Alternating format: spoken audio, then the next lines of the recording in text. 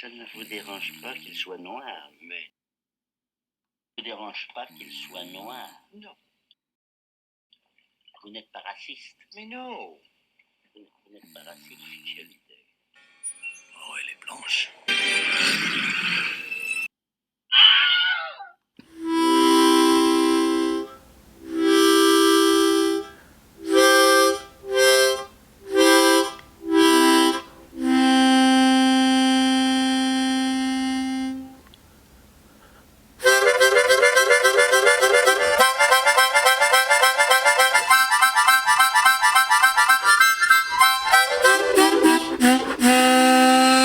Bonjour à toutes et à tous, bienvenue. Aujourd'hui on se la refait avec Alien la Résurrection de Jean-Pierre Jeunet. C'est magnifique. Oh oui, ça commence toujours comme ça. Non mais j'arrive pas à le digérer celui-là. Mais je veux dire, comment est-ce qu'on a pu en arriver là? Après Ridley Scott, James Cameron et David Fincher, qui ont chacun posé leur pierre à l'édifice sans dénaturer cette saga, là, je me demande ce qui s'est passé. Non seulement pour moi on n'avait pas à faire un quatrième opus, mais de plus, je ne comprends pas ce scénario. Je veux dire, là, on a Hélène Ripley qui est ressuscitée 200 ans plus tard, alors qu'elle s'est tuée dans les flammes à la fin du 3, mais en plus on veut nous faire croire que les scientifiques l'ont ressuscitée, tout ça pour faire un élevage d'aliens. Je suis allé trop vite, j'ai trop vite. Oui, parce qu'Hélène Ripley s'était jetée dans les flammes à la fin du 3e, parce qu'elle avait une reine alien dans le gosier. Seulement pourquoi avoir attendu 200 ans afin de la recréer elle, pour pouvoir ensuite extraire un alien de son corps, au lieu d'aller chercher une reine alien directement sur une planète? Ils auraient gagné du temps quand même. T'es capable de changer de braquet, là, juste à la fin? Oui, faut changer puisque autrement on s'asphyxie. Et alors que dire de ces mélanges bizarres? Hélène qui a de l'alien, l'alien qui a de l'Hélène, l'alien qui a de l'haleine et qui rend le message confus, brouillon, bizarre, mais qui surtout donne des scènes ridicules du genre ça. Oui, c'est bien une alien qui accouche comme une humaine. Oui, parce qu'en fait, si vous voulez, c'est la fille d'Hélène Ripley. Et qui va donc donner naissance à sa petite fille. Vous comprenez?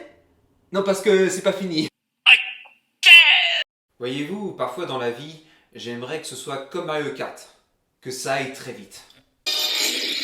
Oui, mais non, trop lent. Je vous dis, c'est trop lent. Par le biais de ce nouveau xénomorphe, Jean-Pierre Jeunet a peut-être voulu mettre en avant le côté malsain qu'il y a à recréer des choses du passé. Donc là, pour le coup, Hélène Ripley. Et aussi de fréquenter les aliens de très près. Mais seulement, l'héroïne n'a jamais voulu ça. Elle est tout sauf une sadomasochiste. Pour moi, Jean-Pierre Jeunet a tout simplement donné un double visage à un personnage qu'il ne méritait absolument pas. Et que je voulais vraiment revoir pour sa personnalité, sa sympathie et surtout son entièreté. Là, j'ai l'impression qu'on a affaire à un drôle d'animal. Alors voilà, quel scénario aurait-on pu envisager pour ce quatrième alien? Eh bien pour moi, on aurait dû laisser Hélène Ripley tranquille et mettre à la place Newt, voilà, la petite fille de laquelle elle s'était rapprochée à partir d'Alien le Retour. Mais seulement voilà, Newt, comme Hélène Ripley, a fini dans les flammes, mais cette fois-ci façon incinérée. Alors, du coup, quel scénario? C'est là qu'est le problème. Hein. Ah là là, ce film. Un véritable Frankenstein, oui. Ce manque d'humilité en face de la nature qui se manifeste ici me terrifie. Et enfin, que dire des personnages qui suivent Hélène Ripley tout au long de l'aventure? Et bien pour moi, c'est zéro. Hein. Juste zéro. Moi, il n'y a aucune nuance, aucune couleur qui se dégage réellement, contrairement aux équipages des précédents films. Et malgré la même rage de survivre qui réside en chacun. Non, pour moi, il y a un seul personnage qui se dégage à peu près de tout ça, c'est une femme, et qui se révélera être... Oui, ok, je ne vais rien dire. Non, mais ça va bien. Dur de les tenir en laisse, ces films. Non, mais en tout cas, voilà, concernant l'écriture des personnages, pour moi, ce sont les prémices de ce qui va se passer dans les prochains films de Ridley Scott dans cet univers, à savoir Prometheus et Alien Covenant.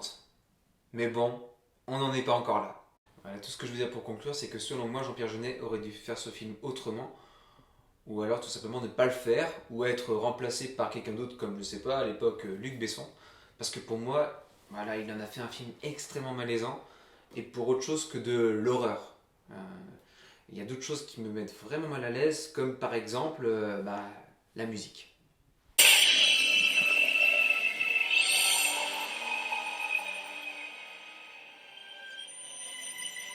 Ou l'humour.